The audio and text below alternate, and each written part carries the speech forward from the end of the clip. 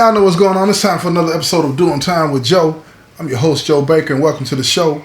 Look here, the game's changing up for him. The old gal done left him because he ain't trying to commit to her.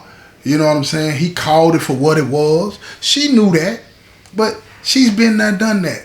You feel me? She thought after all these years of putting in work for him and all this and that he might have developed some kind of feeling for her. But no, it was nothing. It wasn't there. And it wasn't there because she wasn't there. It wasn't there because he been broken.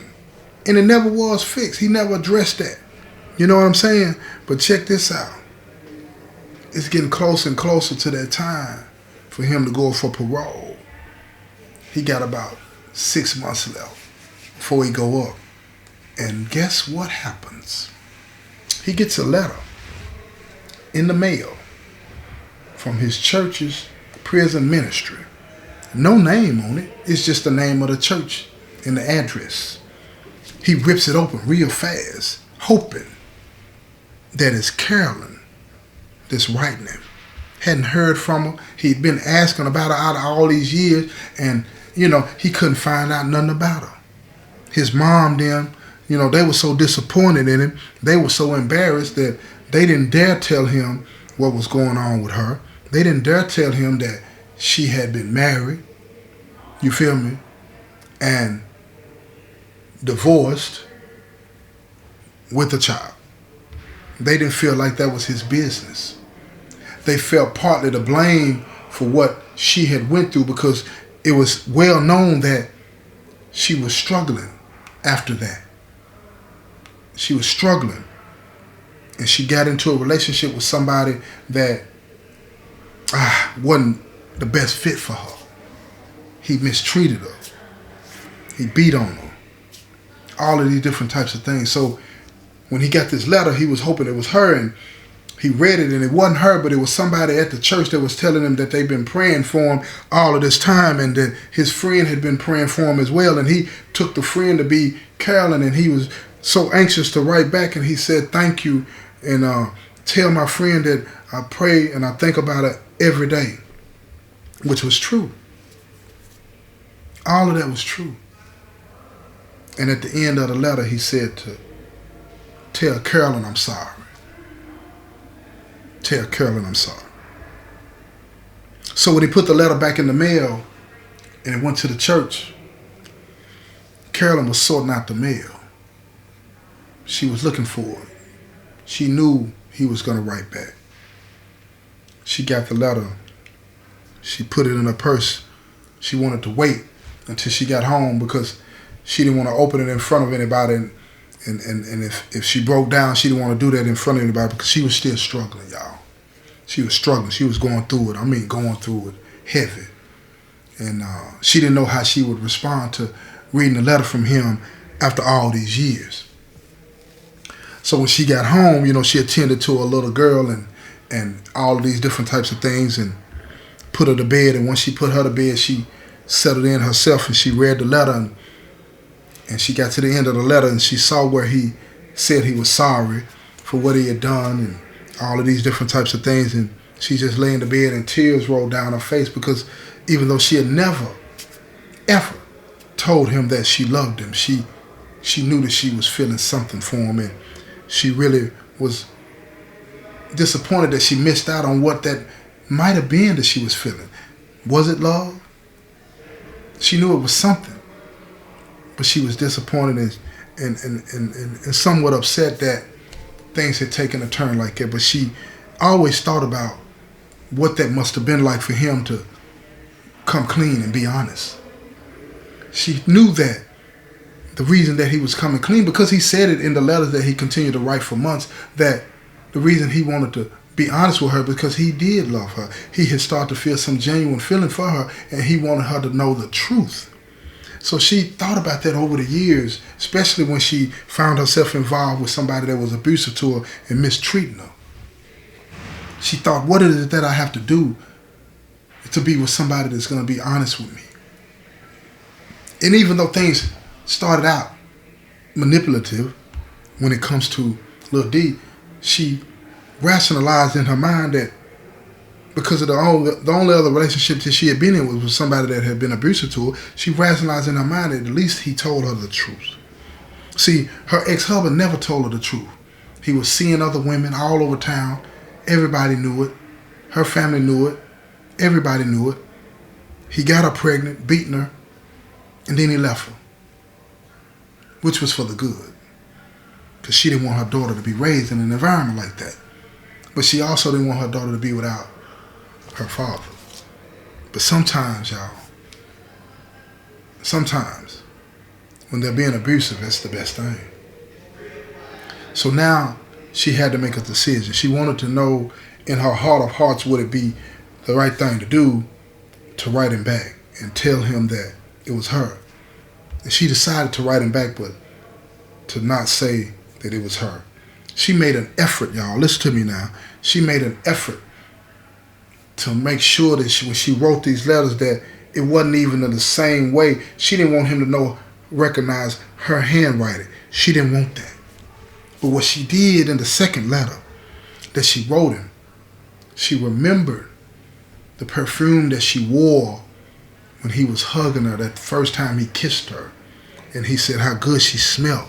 And when he kissed her on her neck and nibbled on her ear, she sprayed that letter with that thing. And when he got that letter, her name wasn't on it, but that scent was. And he took that as confirmation that this was Carolyn. And when he wrote her back as if it was her. He was hoping against all hope that it was, because he poured out what he had been through over the last few years. The relationship that he got in, the things that he had done, how things have gone bad for him getting his GED, him having the opportunity to come home, all of those different types of things, and the man that he had become, the maturity that he had experienced and grown into. He wanted her to know all of that. He poured out all of that, and it ended up being a 6-page front and back letter. And when she got the letter, she could tell that it was kind of thick. And when she got home and she opened it and she read it, she was anxiously reading it. It was like a book. She's going from front to back, page to page. And when she finished, she said she just sat there and she cried, because she felt as though she had caught up on his whole life. And she looked at the letter again and again, and she realized that he had been through it just like she had been through it. And she wondered, is this who I was really meant to be with? Is this the person that I'm supposed to be with? And she wrote him back this time, and she put her name on the letter, and she told him, she said, I'm sorry for all the things that you went through, but it was hard for me to accept what you had done. You broke me. She said, even though I never verbally said that I loved you, she said, I felt something for you. And to hear you say that you were manipulating me and using me in the name of God, using God's name like that, she said, that went against everything that I stand for and continue to stand for today. And she said, but life goes on. That's between you and God.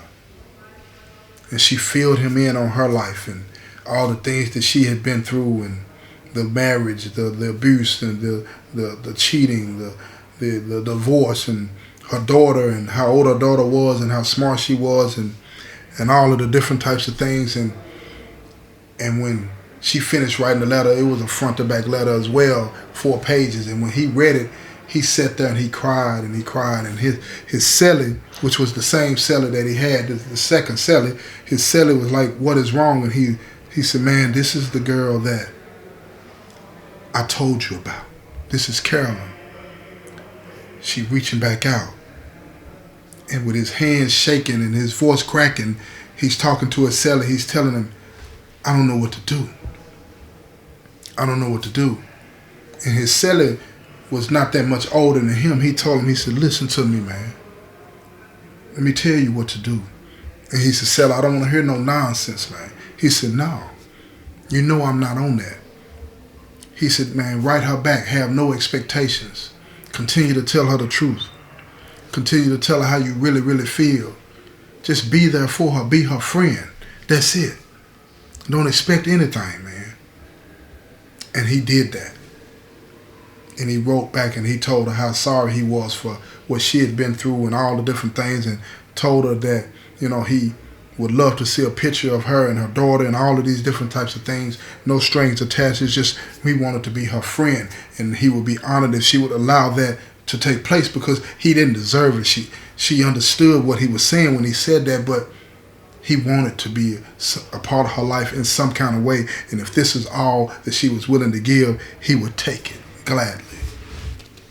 So she wrote him back and she sent him a picture of her and her daughter and telling him all about her and all of this and that. And he was overjoyed. He was overjoyed, and he told his mom, he called his mom and he told his mom that him and Carolyn had been writing, and he got a picture of her and her daughter and all this and that. And he wanted to know if it was okay with them if he invited her to come to the parole hearing that was coming up in another month. And his mom, she's talking to him on the phone. She said, slow down. Slow down. There's too much pressure on her. Just tell her that you're going up for parole, and you'll let her know how it turns out. You'll let her know how it turns out. So he gets off the phone with his mom, and he writes her a letter, and he tells her this. She writes him back immediately telling him good luck. She's praying for him and all of these different types of things. And the month or so passes by. They'll continue to write, but he goes up for parole. Parole is denied. They put him off for 2 years. He's crushed. He doesn't know what to do. And like all the times in the past when he was disappointed or angry or upset, he lashed out in a reckless way. And he started selling drugs again. But he continued to write Carolyn, and he was honest with her about his disappointment. He was honest with her about his pain, and she wrote him back and she said, you got to understand something. You make these decisions for yourself. And he started questioning her and talking about, where is God? Why wouldn't God let me come home? Why is this? Why is that? And she told him in the letter that she responded to him and said, God didn't have anything to do with that. You made a decision to commit a crime, and God is a God of justice and mercy. You have to deal with that. What comes with that comes with that. You'll come home one day. You just don't need to blame God for the problems that you're having. You go to God, not from God. She's constantly pushing him and telling him that God is your refuge. Seek refuge in the Most High. Don't turn your back on him. Not now. Not ever.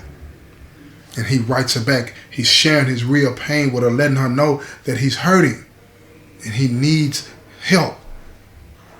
He needs help.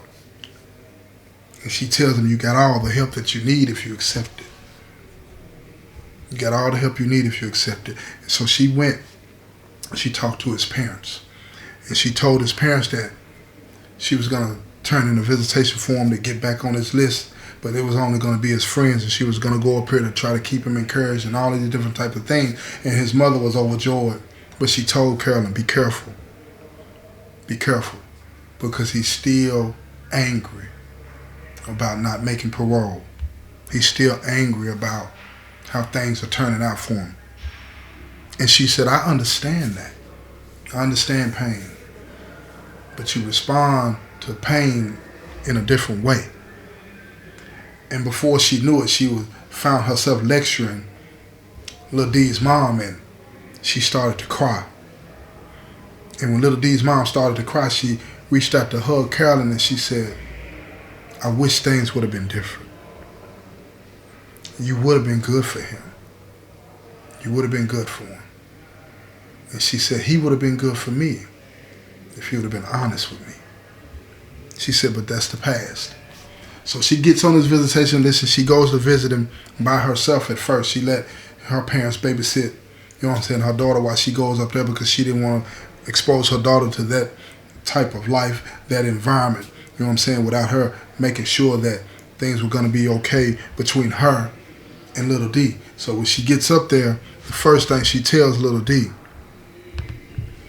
is that I forgive you for what you did.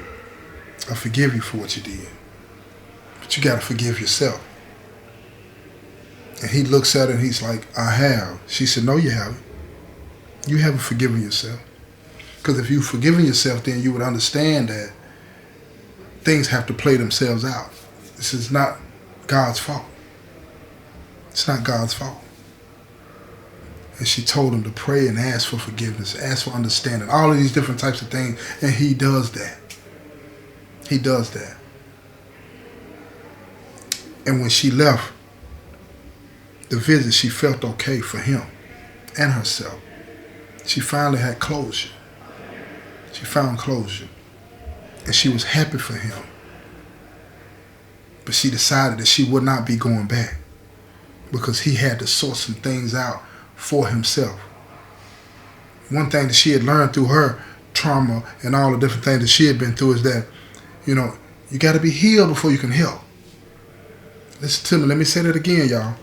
You got to be healed before you can help. Does that mean that other things won't happen to you in your life? No, that's not what I mean. But before you can give advice about anything, you have to have some understanding in that, right? And when you're talking about praying and asking for forgiveness, you have to have some understanding in that, because the person that you're giving that advice to might ask you some questions you need to be prepared to answer. You need to be prepared to answer. And she had some experience in this. She had forgiven herself for the decisions that she had made, the wrong decisions that she had made. And she needed Lil D to understand that for himself. And until he understood that, she would not be intruding on his life. She did not want to be in between him and the relationship that he needed to develop with the Most High. He needed some alone time with the Most High. He continued to write. She continued to write and encourage him, but that was it. He went back up for parole, y'all, 2 years later. This time, he got granted parole, but with conditions. He had to go to a program. It was a 9-month program. And upon completion of that program, he was told that he would be released, but he had to successfully complete the program. So he wrote and he told his mom and his dad about the program that he had to go take that was going to transfer him to another prison. He wrote Carolyn and told her the same thing. And he prayed and thanked God for the opportunity to continue to get to know him better. And he wanted God to be a part of his life. But in that, he had asked God for one thing. And that was the opportunity to be with Carolyn again, if that's what she wanted. So he wrote her a letter, believing that God had granted him this wish. He wrote her a letter and he told her that everything that he had said to her early on in their relationship was true. He did want to be with her. But he had now come to believe that he was going to be with her. And he was going to do everything he could to make it right, so that she would understand that this is who he wanted to be with. She wrote him back. And she said, I'm going to say the same thing to you that I said in one of the earlier letters that I wrote you. If it's God's will, let it be done. But she also said at the bottom, sincerely, Carolyn, P.S. Don't play with me. Don't play with me. And if you want to know how this turns out, you're going to have to tune in to this final episode, right? To see how this whole thing plays out, okay? There's been another episode of Doing Time with Joe. I'm your host, Joe Baker, and I say peace, y'all. I'm getting so tired.